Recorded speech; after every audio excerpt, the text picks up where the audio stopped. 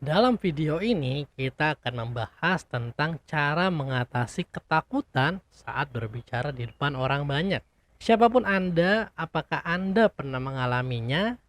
Jika iya, yuk kita cari tahu cara mengatasinya. Dengan cara simak terus video ini hingga selesai. Dan jangan lupa untuk subscribe dulu.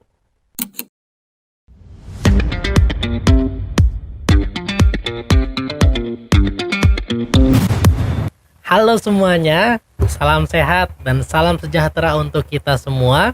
Salam kenal, saya Ihsan Kamil sini dan selamat datang dalam channel MC Bekasi NS Breaker Event.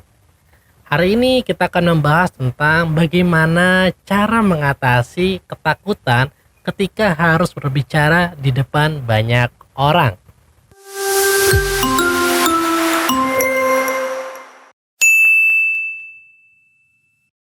Entah kenapa, nggak sedikit loh orang ketika diminta atau diharuskan berbicara di depan umum lebih memilih untuk diam, atau bahkan ada juga sih yang menghindar.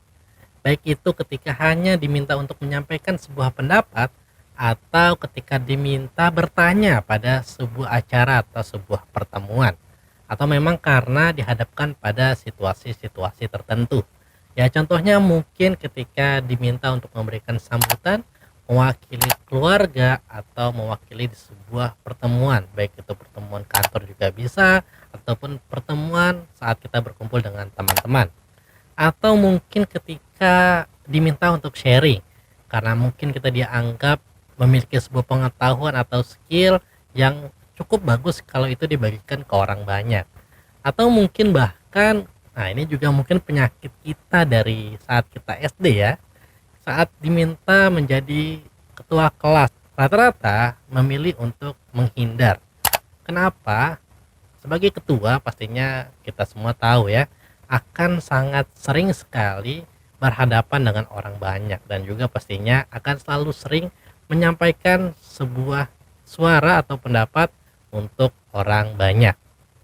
Kondisi seperti ini bukan teman-teman aja kok yang mengalami, saya juga pastinya mengalaminya. Karena sejatinya atau awalnya saya bukanlah orang yang suka sekali tampil di depan orang banyak. Bukan lagi suka, mungkin takut untuk berbicara di depan orang banyak. Saya 6 tahun di pesantren dan di pesantren saya itu memiliki sebuah kegiatan yang bernama Mohadoro. Ya, sejenis atau seperti praktek ceramah lah ya. Nah, dalam kegiatan tersebut itu kurang lebih seminggu ada 2 kali. Bayangkan saja teman-teman, seminggu 2 kali dan semua santri atau semua siswa wajib mengikuti kegiatan tersebut. Kalau tidak, pasti ada hukumannya. Nah, sekarang teman-teman bayangin, selama 6 tahun saya tampil di kegiatan tersebut mungkin hanya 2 kali. Sisanya dengan memberikan alasan dan pastinya dengan hukuman-hukuman yang saya terima. Jadi saya lebih memilih dihukum ketimbang saya harus berbicara atau ceramah di tampilnya di semua lintas angkatan ya, di SMP dan juga di SMA atau di sanawiyah ataupun di hadapan anak kelas alia. Itu pengalaman yang pertama. Yang kedua, saya juga ada pengalaman yang menarik pada saat perpisahan kelas 3 alia, yaitu pada saat di kelas 3 alia. Jadi ada sebuah kegiatan lah ya sebagai penutup akhir pertemuan. Jadi kita semua ditunjuk lah untuk menampilkan sesuatu, tapi ini berkelompok, jadi berkelompok harus menampilkan sesuatu dan hanya 1-2 orang aja yang tampil, dan kebetulan saya terpilih untuk mewakili kelompok saya menampilkan sesuatu. Dan coba tebak kira-kira apa yang harus ditampilkan. Saya harus menampilkan sebuah stand up komedi yang basically sebenarnya saya bukan komedian juga, saya hanya mungkin bukan lucu ya, kadang suka nyeletuk-nyeletuk lah kalau di sebuah perkumpulan atau di dalam kelas yang mungkin lagi tepat aja momennya jadi lucu, tapi bukan orang yang suka nulis materi dan bisa menyampaikan jokes-jokes yang terstruktur agar menjadi sebuah cerita lucu. Nah, oke, akhirnya saya ambil kesempatan itu, bukan kesempatan mungkin ya, keterpaksaan karena nggak ada yang mau tampil. Akhirnya saya tampil dan kira-kira apa yang terjadi teman-teman semua? Saat saya tampil, karena saya gugup, saya takut, saya panik, akhirnya penampilan saya harus di stop karena didemo oleh semuanya karena nggak lucu, bahkan cenderung garing.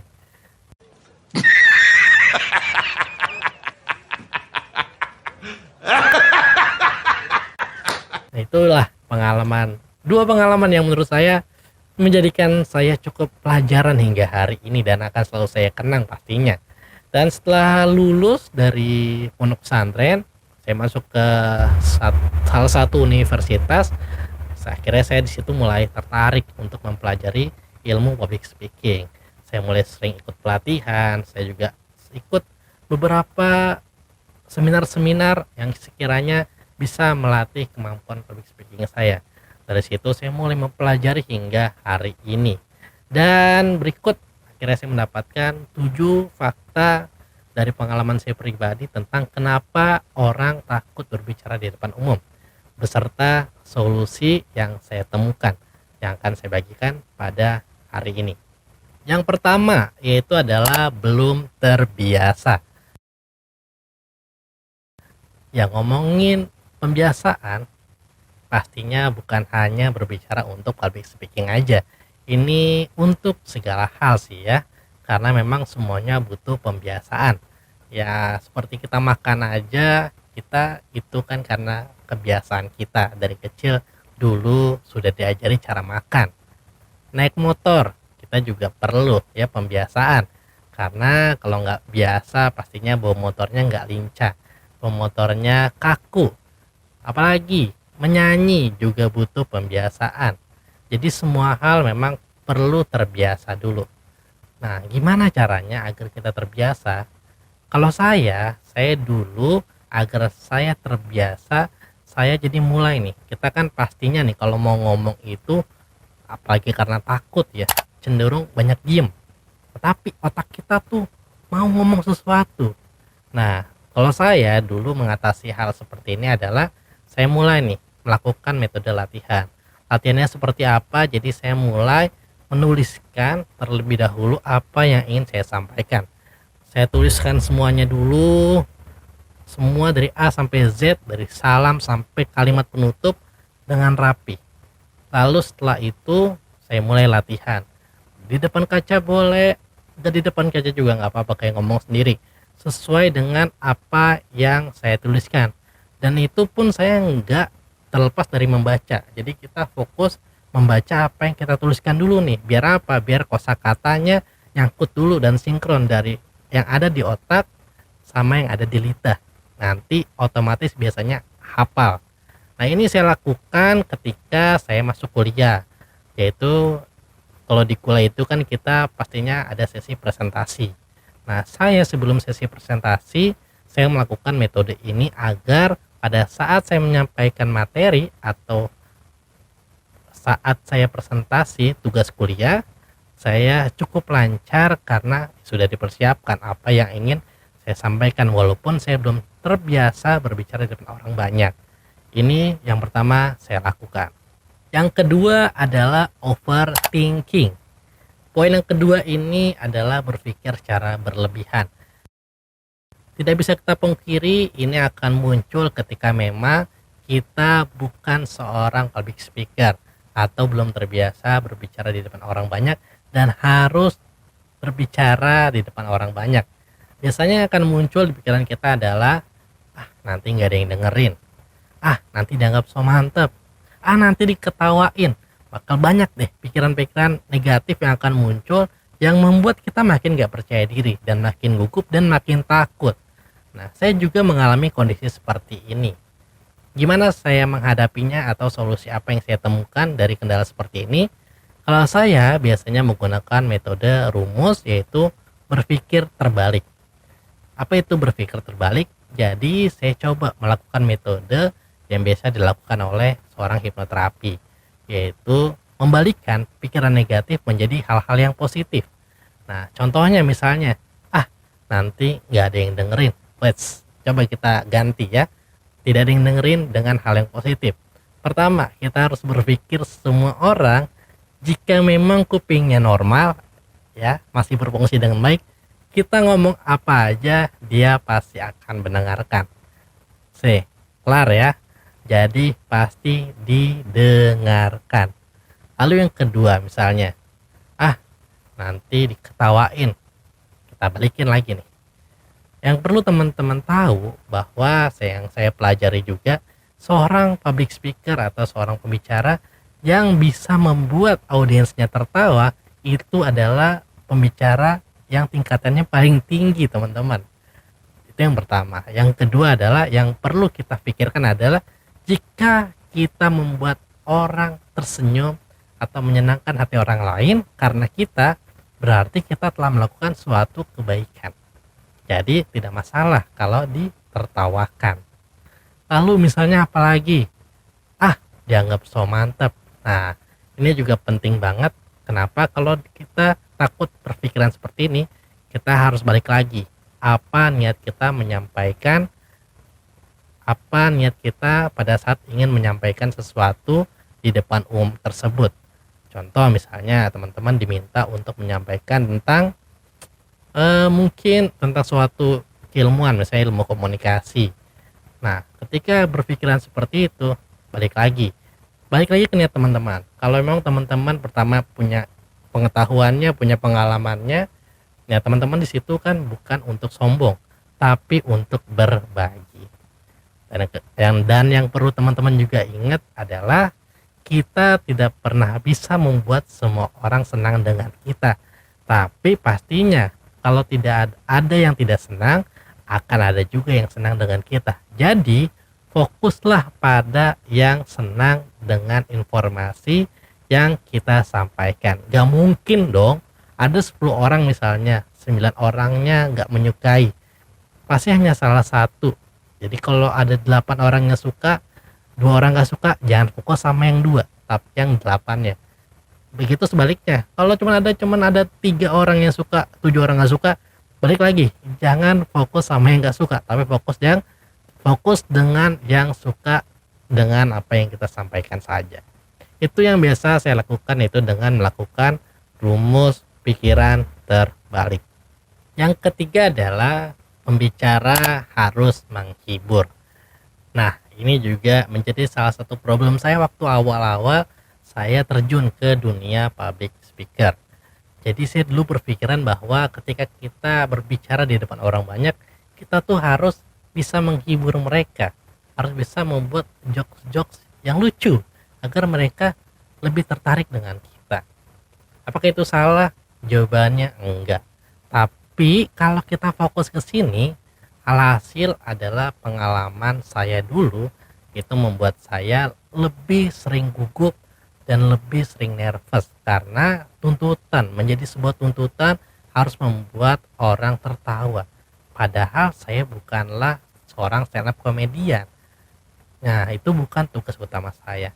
Jadi, solusi apa yang saya temukan untuk mengatasi masalah saya ketika berpikir seorang public speaker harus bisa menghibur? Nah, akhirnya saya coba mempelajari, ternyata tujuan public speaking itu bukan hanya untuk entertain atau untuk menghibur. Ada tujuan lainnya, yaitu public speaking bisa saja hanya untuk menyampaikan informasi. Bisa juga untuk persuasif atau mengajak, atau bisa juga hanya untuk explain, menjelaskan sesuatu. Nah, entertain betul ada menghibur. Jadi banyak sekali ragamnya untuk tujuan public speaking itu sendiri. Nah, cara mengatasinya gimana? Saya dulu cara mengatasinya adalah saya fokuskan. Saya ketika ingin berbicara, saya mau pakai tujuan yang mana. Kalau memang saya bukan seorang stand up comedian, saya pilih di antara ketiganya. Misalnya saya hanya ingin menyampaikan informasi, ya kita fokus ke situ. Tapi harus lucu enggak? Harus lucu enggak, tapi menyenangkan iya. Gimana cara menyenangkan? Yes, to be smile dan sampaikan dengan hati. Tapi kalau harus lucu, anggaplah itu bonus. Ya, anggaplah itu bonus untuk awal-awal. Next, kalau semakin banyak jam terbangnya, nanti kita juga tahu nih gimana cara metode kita memberikan sebuah jokes agar orang bisa lebih tertawa atau bisa lebih merasa senang karena kita sudah pandai atau sudah tahu nih cara-cara melempar sebuah joke saat menyampaikan sesuatu di depan umum. Jadi ingat ya, fokus dengan tujuan public speaking Anda terlebih dahulu.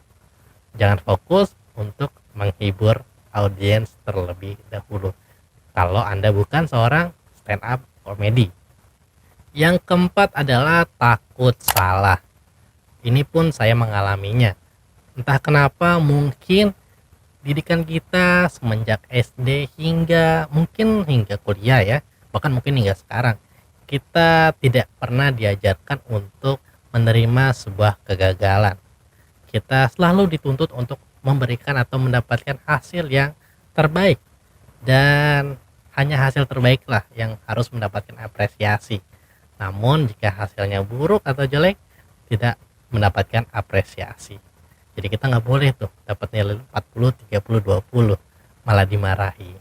Tapi kalau kita dapat 60, 70, 80 hingga 100, pakai 100 ya, itu akan dipuji. Nah, dari sinilah terbentuk mungkin jadi pola pikir bahwa kita kalau ngelakuin sesuatu itu harus perfect dulu. Kalau belum perfect jangan, karena nggak boleh salah. Yes, itu saya pun mengalaminya teman-teman semua. Dengan pola pikir seperti itu akhirnya ya kita nggak bisa pungkiri ya, karena mungkin kita sudah telanjur nih menerima banyak informasi, mendapatkan pendidikan seperti itu. Tapi nggak usah khawatir, saya pun dulu mengalami hal seperti itu. Bahkan saya ini sebenarnya adalah semenjak kuliah menjadi pengagum, penggemar, pemburu dari pelatihan-pelatihan public speaking, baik itu pelatihan yang berbayar hingga yang gratis. Dari sebanyaknya pelajaran, akhirnya kan saya juga dapat banyak teori kan, dari pembicara A teorinya seperti ini, B seperti ini, C seperti ini, D seperti ini. Alhasil itu juga menjadi saya makin takut salah ya, karena tadi kita nggak boleh salah dan harus mengikuti teori-teori seperti itu jika ingin menjadi seorang public speaker yang benar menurut siapa dulu ya, ini tergantung dari banyak versi. Nah, untuk seorang pemula atau yang ingin belajar public speaking, akhirnya saya menemukan solusi dari problem yang saya alami. Jadi yang pertama, agar kita tidak takut salah adalah kita jangan terlalu banyak menggunakan teori terlebih dahulu. Jadi jangan terlalu banyak dulu mikirin banyak teori nih. Contoh misalnya, kalau ngomong apa harus seperti ini, gini, gesturnya. Nah, itu harus dipikirkan, tapi nanti sambil bertahap. Tapi di awal saya menyarankan rekan-rekan semua atau teman-teman semua, kita coba saja lakukan seperti ini. Jadi saya pribadi akhirnya punya prinsip bahwa public speaking adalah ketika kita menyampaikan sesuatu kepada orang lain itu dapat paham dan mengerti maksud dari yang kita sampaikan. Itu dulu saya menanamkan itu dulu. Jadi saya fokus gimana caranya orang bisa paham dulu maksud dari apa yang ingin saya sampaikan. Jadi teorinya bukan saya lupakan, saya simpan dulu. Nah, tapi saya dikit-dikit nih, saya mulai dari gimana caranya gue ngomong A sampai Z orang ngerti dulu. Itu yang pertama ya. Jadi bisa dilakukan yang pertama adalah pastikan kita tanamkan adalah public speaking itu hanya sebatas gimana caranya orang lain bisa memahami maksud yang ingin kita sampaikan. Yang kedua adalah mencoba aja nggak apa-apa, salah nggak apa-apa, karena dari kesalahan kita bisa memperbaiki. Dari kesalahan yang ada nanti kita makin tahu nih, oh gini yang benar, oh yang salah kayak gini, yang benar kayak gini.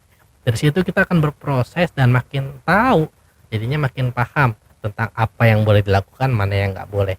Jadi coba aja, karena salah itu tidak apa-apa. Ini bukan dalam hal public speaking aja, tapi dalam segala hal. Yang kelima adalah merasa terintimidasi. Nah, poin kelima ini mungkin nggak sedikit yang mengalami hal seperti ini ya, bagi yang belum terbiasa berbicara di depan orang banyak. Kenapa? Karena memang saat kita harus berbicara di depan orang banyak, otomatis kita kan akan ada berada di paling depan, ya kan? Dan otomatis orang-orang yang ada di ruangan tersebut tatapannya akan diberikan ke kita semuanya. Dan itu biasanya membuat kegugupan yang lebih, rasa takut yang lebih karena tatapannya seakan-akan mengintimidasi kita yang berada di depan mereka. Saya juga pernah mengalami kondisi seperti ini, lalu gimana saya cara mengatasinya? Saat itu saya coba yang pertama yaitu saya coba cari wajah orang yang saya kenal terlebih dahulu. Kira-kira ada nggak di ruangan tersebut? Kalau ada, saya akan coba fokuskan pandangan saya lebih lama ke orang yang saya kenal. Kenapa? Karena biasanya kehadiran mereka untuk mensupport saya. Jadi lebih menenangkan hati saya dan sedikit mengurangi kegugupan saya. Jadi boleh silakan cari kira-kira wajah yang kira-kiranya ada senyuman dikit atau bisa menenangkan teman-teman semua ketika ada di depan umum atau ketika berbicara di depan orang banyak. Lalu yang kedua, kalau misalnya wah kayaknya nggak ada yang saya kenal nih, oke nggak masalah. Yang kedua biasanya ini sih teknis yang bisa dilakukan ya. Jadi kita seakan-akan menatap mereka tapi sebenarnya tidak menatap. Gimana caranya? Caranya itu adalah kita melihat bagian pertengahan antara kedua alis daripada wajah orang yang kita lihat. Jadi kita nggak lihat matanya, kita tatap seakan-akan pandangan kita melihat mereka tapi kita sebenarnya nggak lihat mata mereka, tapi yang kita lihat adalah pertengahan antara kedua alis daripada wajah orang yang ada di sana. Jika sudah dilakukan seperti itu, ada lagi sebenarnya nih, ini lagi-lagi perpaduan ya, perpaduan dari positive thinking juga, yaitu kan kita sama-sama tahu ya kalau orang Indonesia itu kalau misalnya kita kasih senyuman, misalnya kalau kita lewat kan di depan orang kan, isi pak, mereka otomatis memberikan respon yang sama. Jadi kita bisa memberikan senyuman terlebih dahulu, lemparkan ke mereka, dan nanti ketika mereka senyum, kita tatap wajah orang-orang yang senyum itu, kita serap dan jadikan itu sebagai positive vibes untuk kita semua, untuk menghilangkan ketakutan, kecanggungan, kegugupan kita. Jadi sedot energi positif orang-orang yang memberikan senyuman pada saat kita berada di depan orang banyak. Lagi-lagi harus dipakai juga ya untuk positive thinkingnya, agar ya tadi kita bisa pakai rumus yang sama, yaitu rumus berpikir terbalik. Yang keenam adalah berpikir harus terlihat sempurna.